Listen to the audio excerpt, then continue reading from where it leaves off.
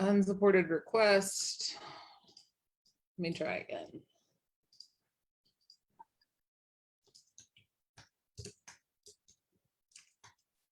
Oh no, we're on. We're live. All right. Turn the sound up. All right, I'm going to give a second for systems to get caught up. Let's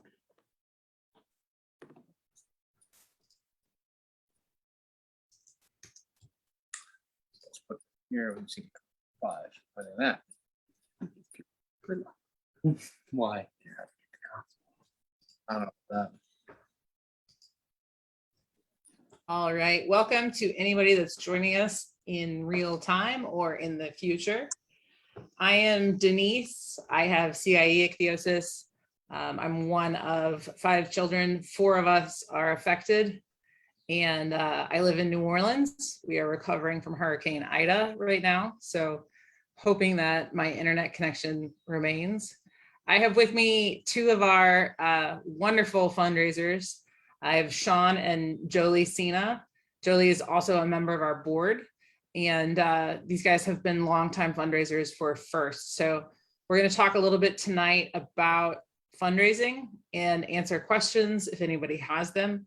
I work at FIRST with our virtual office staff, and I am always here to answer questions. So if you're watching this later on replay, feel free to reach out to me. You can always email me, dgas@First Skin Foundation. That information is on our website. You can also always give me a call. So welcome to the Cina family. You guys have 2 wonderful little angel children. And I'm gonna turn it over to you guys to introduce yourselves and talk a little bit about your history with fundraising for FIRST. Hi, everyone. Thank you for joining us now and in the future. And I guess we should just start off by saying that we have 2 kids, like Denise said. Portia is today 14, and Miles is 10, and they both have ichthyosis with confetti. And we became involved with FIRST shortly after Portia was born back in 2007. And it was at our first conference in Chicago in 2008 where we decided we were going to do everything we could to support the community, and fundraising was one of those ways. So Sean, I think, really led the endeavor that we've been doing now for 13 years, and he's going to kind of walk everybody through what we've done. All right. Thank you, those who are on and those who are going to be watching later on in today or in the week or tonight or whatever, or perhaps when you can't sleep in the middle of the night, because this will be a great antidote for insomnia. Well, as Jolie said, our first session, our first conference that we went to, our first conference in Chicago in 2008. Our daughter had been born the year before.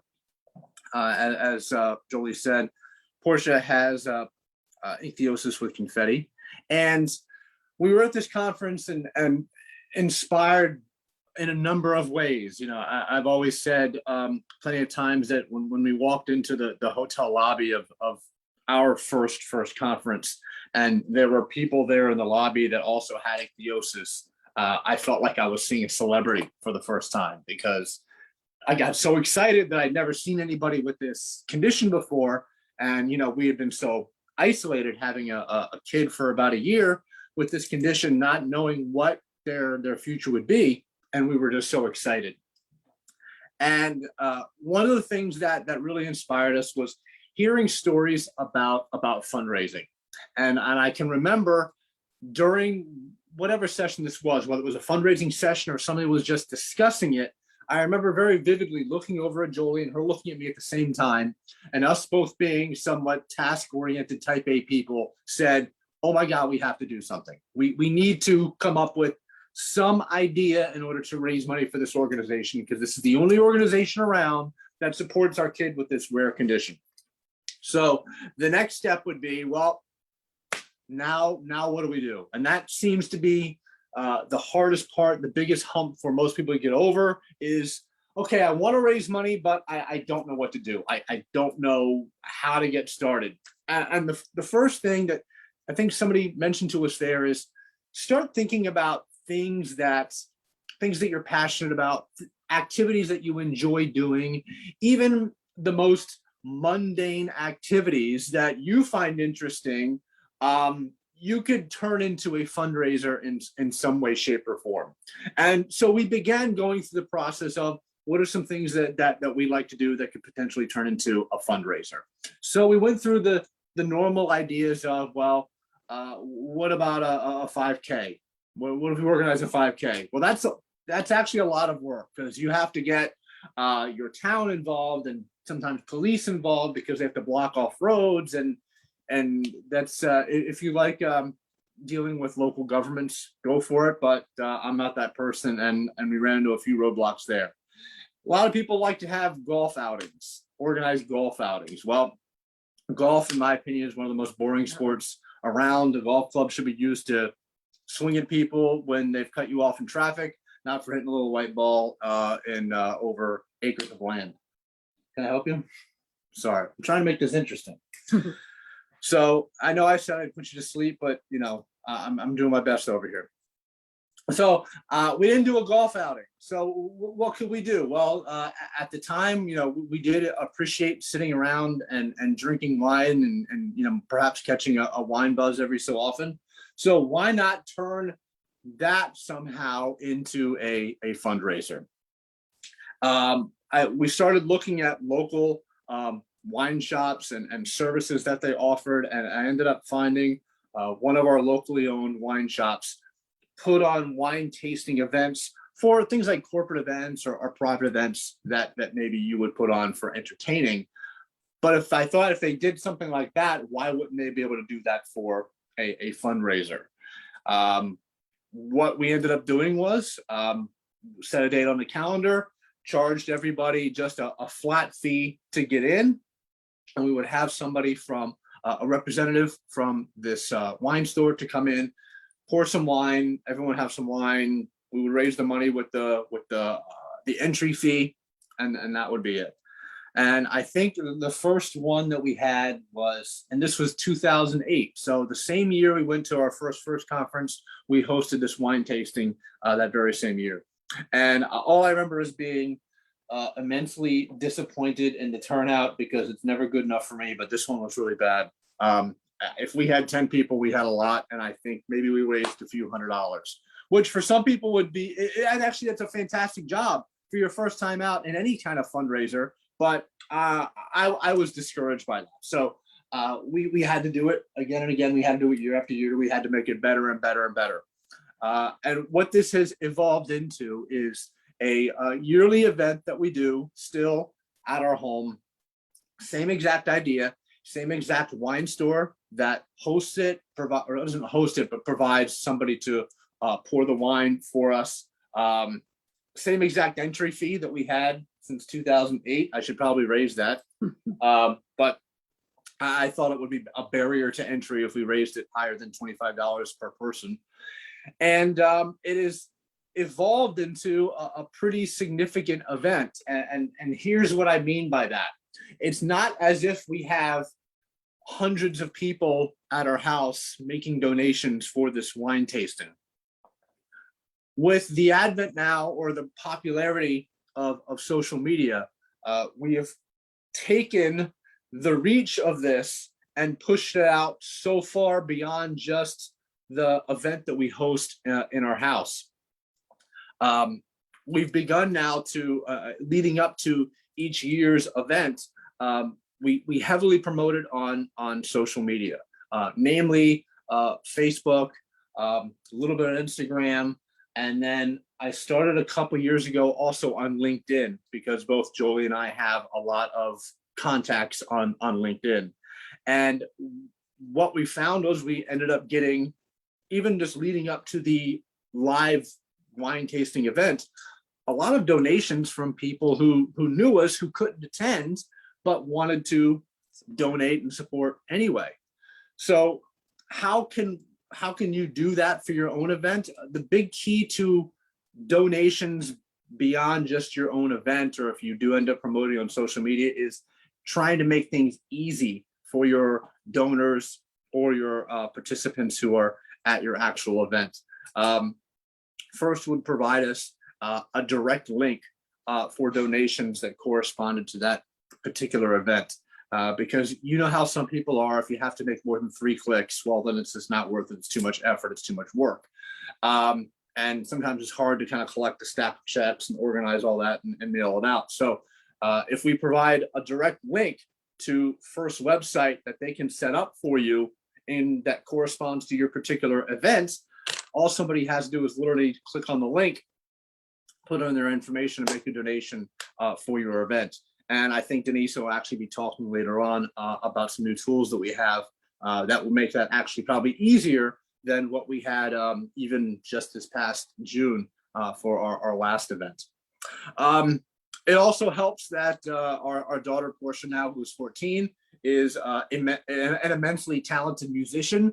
So yes, we have rolled her out during the event to entertain our guests, and also provided some Portia music clips leading up to the event with the promotion. So don't be afraid. We exploit our daughter as much as we can for the benefit of First and her musical talent. So that's really our story about how this evolved. It really all stemmed from going to a conference, getting inspired by other people's stories of fundraising and wanting to do something. And this something, over the course of time and work and planning and some disappointment involved, has now evolved into something that is fairly significant for the organization. Over the course of the last 13 years, and the only year we did not do an event was in 2020, we have probably cumulatively raised over $60,000.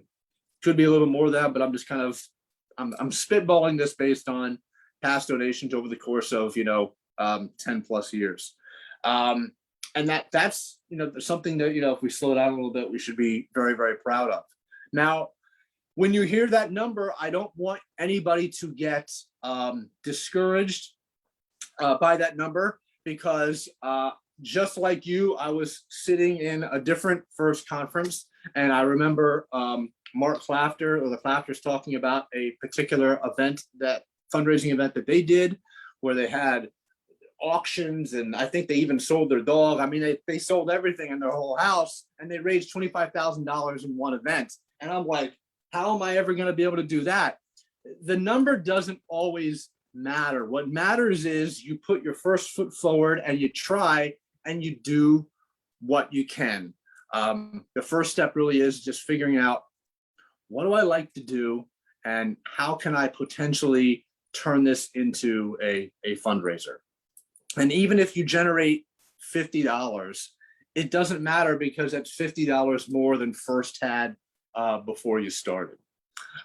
Even if you don't want to do a particular fundraising event, there are areas of what we like to call low-hanging fruit that are really easy to do and really easy to implement, and ways that nearly everybody on this call or watching this video can do themselves. Everybody on this call has probably used Amazon at one point or another in their lives. Some use it multiple times a day, some maybe less than others. Well, something you may or may not be aware of is something called Amazon Smile. And Amazon Smile is where it's a portion of Amazon. It works just like Amazon does, except everything you buy, a percentage of everything you buy gets donated to the charity of your choice. So every time you buy something from Amazon, or order groceries from Amazon, or whatever you do on Amazon, a portion of that purchase would be donated to First if you set up First to be a recipient of those donations. Now, what I just learned roughly 20 minutes ago is I used to think that was only available on Amazon's site online and not on the app. For years, I've been going to smile.amazon.com and buying and purchasing through Amazon that way, which is where I have First set up. But in Amazon's most recent update, they've now incorporated Smile into the actual app. So you can purchase within the Amazon app and still participate within Amazon Smile and donate to First. If you currently have the latest version of the Amazon app, and Amazon has probably hounded you over the course of the last couple of weeks to update the app, because I don't think I could do anything until I updated it. If you go into the app, on the bottom right-hand corner of the app, you'll see what's known as the hamburger menu. All those 3 lines. And if you click on that, the second or third selection down is gifts and charity. And then if you click on that, you'll then see a selection for Amazon Smile. And you can go in there, and if you're already using Amazon Smile, you can just activate your phone or the app to also participate in Amazon Smile. And if you have never participated in Amazon Smile before, it is now much easier to set it up for yourself on the Amazon app rather than going online, whether it's a mobile device or your desktop, to do that. So that's something anybody can do. Anybody can set up Amazon Smile so that they can donate a portion of all their purchases through First. And then beyond that, it's, like I said before, coming up with your own idea. And there are a number of people within the office who would be happy to help you out and guide you through it. You wouldn't be alone on this adventure of coming up with your own fundraising idea. Reach out to the office, maybe throw out a couple of ideas that you have, and they would be happy to put you in the right direction to get your first fundraising event going. Now, I've been running my mouth for about 20 minutes now. Hopefully, if you did use this for your insomnia, you're fast asleep by now. But if not, stick with us, because perhaps my lovely wife Jolie has something to add to all of this, because my voice is getting tired. The only thing I would add that you forgot to mention is that all the pre-promotion that you do through our local Facebook pages. So you don't, go ahead. Okay, you can talk that. No, Sean makes a big deal about, is it a month out or 2 weeks out? So I mentioned on that we use a lot of social media promotion to promote our events, and I'm sure Denise will correct me, because she's certainly more adept in social media than I am, because that's what she does for a living, so she should be. But what I try to do is start local with a lot of our promotions. So I don't just promote our wine tasting just on my page on Facebook. I try to be a member of a lot of local town pages. Even our little town here in New Jersey has 2 different town pages that compete with each other, but we're a member of both of them. So we post our promotions on there, and we try to promote, we promote using video, because when you're scrolling through Facebook, everyone's got a picture, everyone's got a dumb post, but when you see video, you tend to stop. You usually stop your scrolling, but you tend to stop scrolling over a picture or a goofy post. And use the kids. And we use the kids because, They're I mean, obviously no one wants to look at us. There's, 4 people in this room. So We're 3 of them. if the kids were in here, we'd have, this whole room would be blowing up right now. So people see the kids and they'll stop scrolling. And they'll want to, see what they say. So yes, I'm a big fan again of exploiting our children in order to fundraise for First. So we put them in the videos, and we give them goofy things to say, or Portia plays a song for everybody, or a snippet of a song. But also by doing that, we've actually had some surprise guests at a couple of our fundraisers. We had a local, what is he? Not an assemblyman, but The governor. well, that was a separate thing. He came. Yeah, but Crudeau came, whatever he is. One of our council members. Council member, yeah. We had a local council member who I'd never met before, showed up and made a fairly sizable donation, just because, well, he did it because of Portia, because he likes her music, but he saw it on the town pages on Facebook that we promote with. So Denise, of course, can, I'm sure, guide you on that if that's something you're interested in, but I kind of go with the Gary V message of, just push out as much content as you can wherever you can when you're trying to promote something. Right, and we have local businesses that have supported us as well. We have like our local ShopRite come in and donate food. they offered to donate a basket. So there's been different things that have happened because of the aggressive way you push out the promotion, the pre-promotion.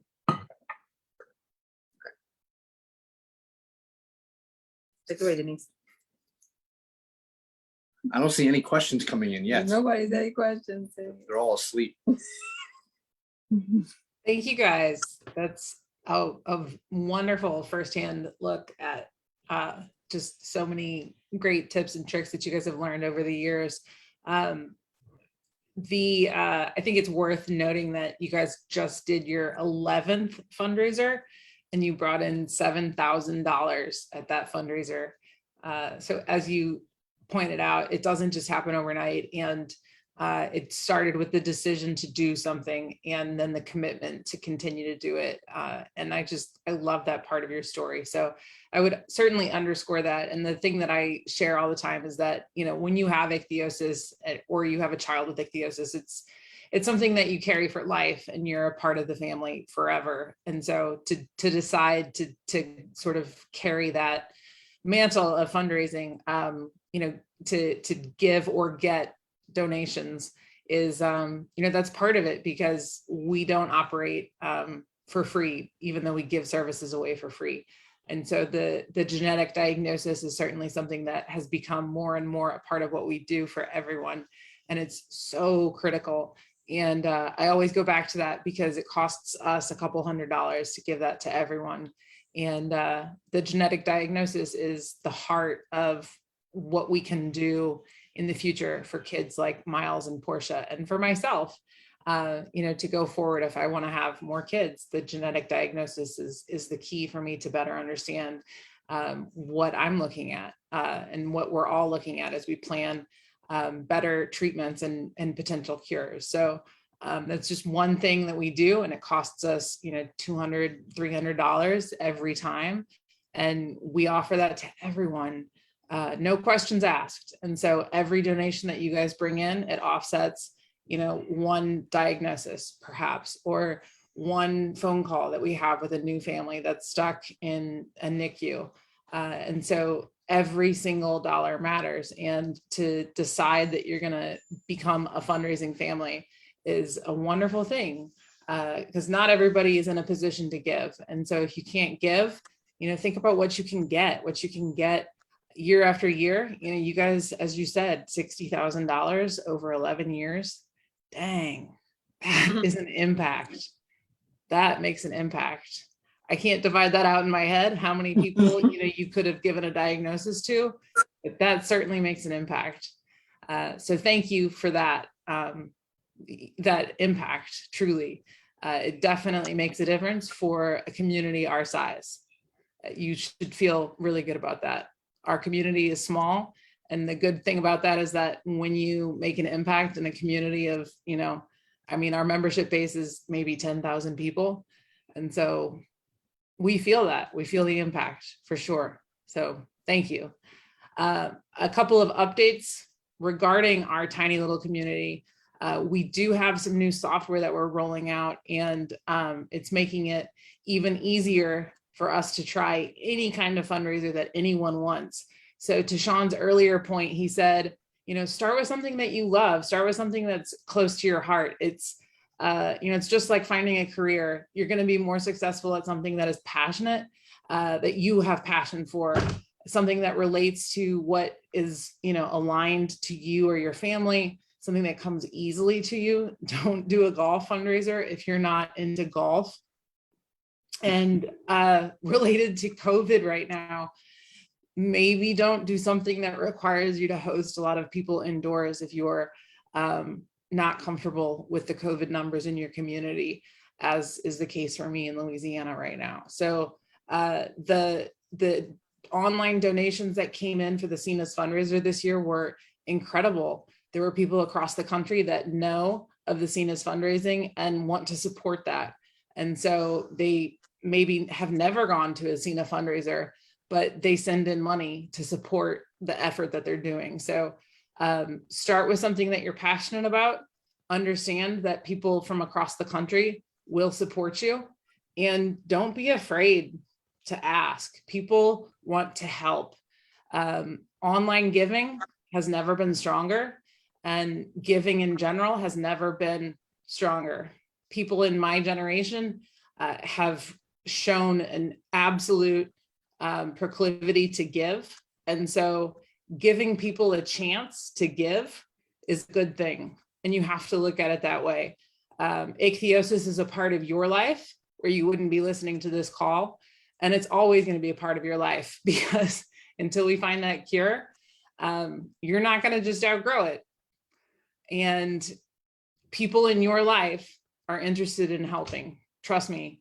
And if you are in a position to tell your story, or if your child is in a position to tell their story, it can be a very powerful thing for you to own that and to ask for help in this way, because funding research and funding programming and funding ways for people to connect is absolutely vital to our community. And it's important for all of us with ichthyosis to see that there are other people that support what we're doing and see our community, because sometimes we don't feel like we're seen. And so to see the outpouring of support from across the country, it really matters. Absolutely.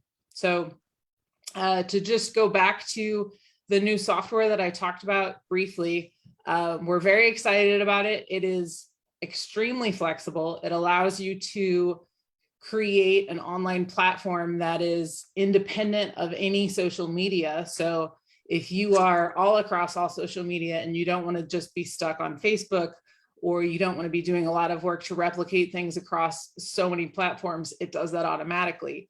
So you can contact me if you're interested in it, or you can watch your email. We're going to be doing a training on it soon. And we've actually got a couple of fundraisers already live for it. We've got one awesome fundraiser right now. I'm going to put the link in the comments, but we've got a match going on that we're just about to take live. I think we just have some social media posts going live right now about it, but there's an awesome little girl who's turning 10, and her parents want to see if we can raise $10,000 for her 10th birthday. So she's got PPK, which is a super rare form of ichthyosis.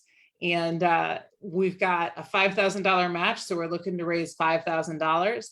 And I'll put the link down there. But with this new software, in addition to having your own independent fundraiser, that can be anything from knitting to meditating to running a marathon, you can also compete against other family members. So if you and a bunch of family members want to run a marathon, you can compete to see who can raise the most money. So there's a lot of different modularity to the fundraising software. So let me know if you're interested in giving it a shot right away. If not, stay tuned for more information on that. The other thing I'll say is that really the sky is the limit with grassroots fundraising.